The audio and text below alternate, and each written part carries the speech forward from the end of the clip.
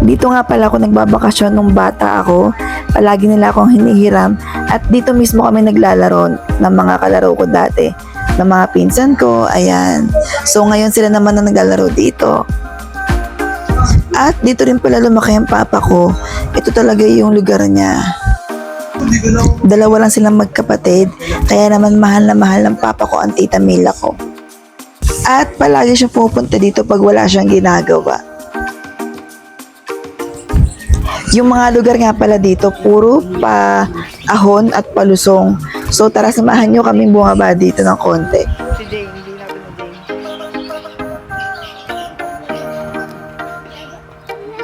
Saan mapunta yan?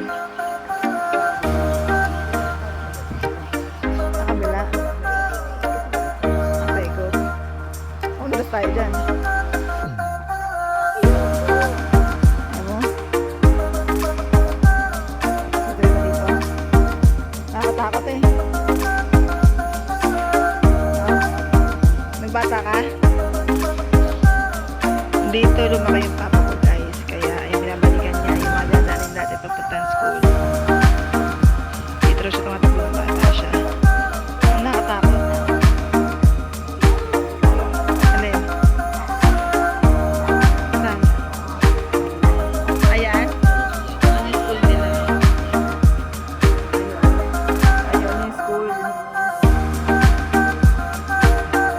Saradong daan.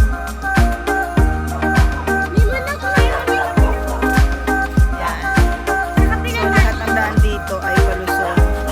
Kaya akit naman kami. Parang sa bundok.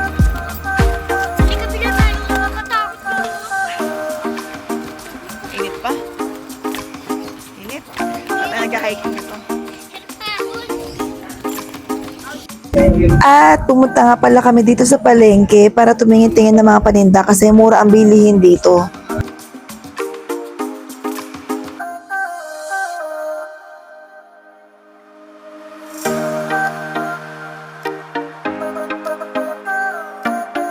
At ayan, napagod na nga ang aking alaga. Kumain muna kami dito at uminom ng gulaman.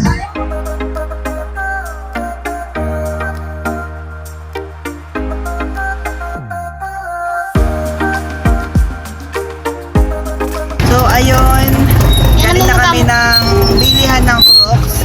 Nakabili na sila ng Crocs nilang panibago. And then, ngayon, pabalik na ulit kami sa mga tita ko. Grabe ang init pero mahangin.